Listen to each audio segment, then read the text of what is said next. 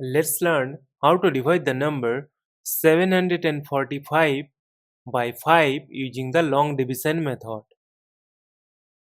Consider the first digit 7. We know that 5 times 1 is 5. Subtract, we get 2.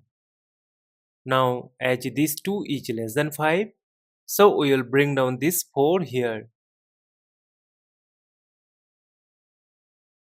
We know that 5 times 4 is 20 and 20 is closer to 24. Subtract, we get 4. Now again this 4 is less than 5.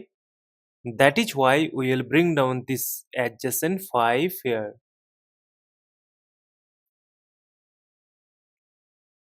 And we know that 5 times 9 is 45.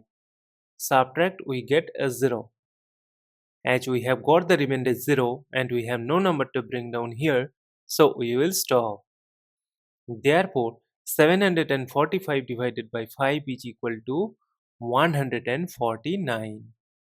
And this is our final answer. Thank you for watching. Please like, share and comment on the video. Also do subscribe the channel.